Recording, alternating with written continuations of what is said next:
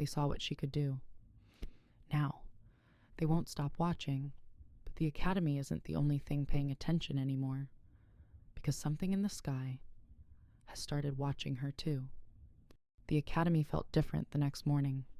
Not louder, not quieter, just aware. I could feel it before I even stepped outside. Eyes that weren't there yesterday. Attention that didn't belong to me before. Now it did. You feel them, Valrin said. Yes, I whispered. A pause. Good, he replied. That means you understand what has changed. I did. They had seen me, and now they wouldn't stop looking. The halls felt longer than before. Every step echoed louder. Voices dropped when I passed. That's her. The one from yesterday. She stopped it. I kept my gaze down. Kept walking, like I always had. But it didn't work anymore, because I wasn't invisible now. Nyra? I froze. The instructor stood at the far end of the hall, waiting. Come with me. No explanation, no room to refuse. The room was smaller than the classroom. Quieter. Sealed. The moment the door closed, I felt it. Magic, listening, watching. Sit. I didn't argue. What you did yesterday, the instructor said, is not part of standard rider ability. I swallowed. I didn't mean to, I said quietly. Her gaze didn't soften. That is not what concerns me. A pause. What concerns me is that you could. Silence filled the room. Heavy, unavoidable. I don't fully understand it, I said. Not a lie, but not everything. Her eyes narrowed slightly. No, she said. I don't believe you do. Another pause. But someone does. My chest tightened. Valrin. She couldn't hear him, but she knew. You will be monitored, she said plainly. The words landed harder than anything else. Closely. My fingers curled slightly in my lap. Am I in trouble? I asked quietly. A pause. That depends, she said, on whether what you did was instinct or something else. The air felt different when I stepped back out. Too open, too exposed. You did well, Valrin said. I didn't tell her anything. You told her enough.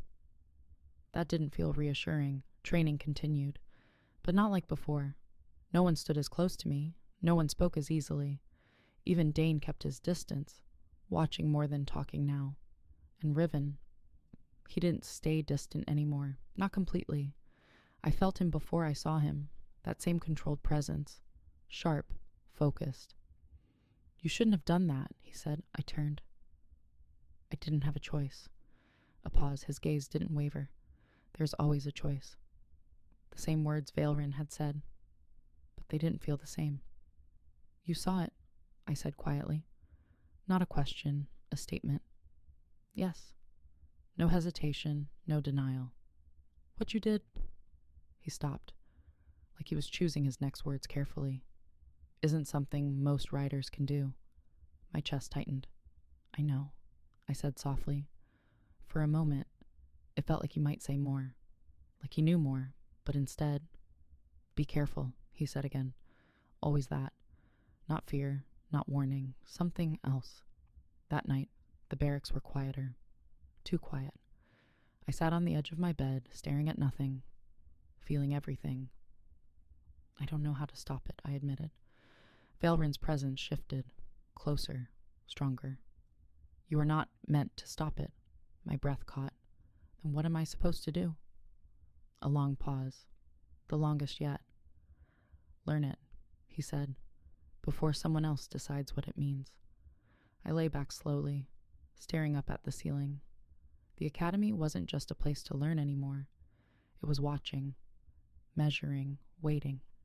And somewhere beyond all of it, that same thread pulsed faintly, stronger, closer, like something was reaching back. And this time, I wasn't the only one who felt it. Something was wrong. I felt it before I understood it. A shift, not in the air, but beneath it, like something unseen had moved. Valrin. I didn't say it out loud. I didn't need to. You feel it, he said quietly. Not a question. Yes. A pause, longer than usual. Stay aware today. That was all he said, but it was enough. The field looked the same. Same sky, same riders, same routines, but no one was relaxed. Not really. Even the instructors felt sharper, watching more closely. Form up. We moved quickly. No hesitation now.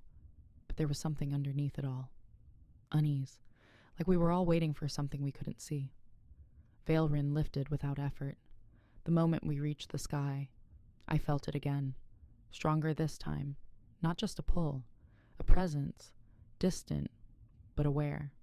Hold formation, but the wind shifted suddenly. Not naturally. Too sharp. Too deliberate. A dragon to the far left jerked violently. Another followed. Then, a sound. Low, deep, wrong. The sky split with movement. Not from above, from through. A massive shape tore into view, dark, unstable. Its wings were uneven, its movement jagged, a chaos dragon, but not like the others. This one felt aware. Break formation! Too late. The chaos dragon lunged, not at everyone, at one rider. Precise, intentional. My chest tightened violently. That thread, it didn't just pull this time, it snapped. Hard. No, I reached before I could think. The moment the thread connected, everything flooded in. Pain, rage, loss. So much loss. I gasped. It wasn't just chaos. It was grief. Nyra, stop. His voice hit harder than anything else. Grounding, pulling me back. But I couldn't fully let go. Not yet. Because the dragon, it wasn't attacking anymore. Its movement slowed, not fully controlled, but no longer wild. It hesitated, hovering, confused, like it was listening. No one moved, no one spoke, because this time, it wasn't subtle. This time, everyone saw exactly what was happening. Then, something changed. The connection twisted, sharpened. The dragon recoiled violently, letting out a sound that shook the air, and then it vanished, gone as suddenly as it came. The sky fell quiet, too quiet. Everyone, land, now. No one argued. My legs felt unsteady as I slid off Veil Rin. The world didn't feel right, like I had touched something I wasn't supposed to. You, the instructor said again, but this time, her voice wasn't just sharp. It was unsettled. What was that? I shook my head slightly. I don't know. But that wasn't entirely true. You felt it. I turned.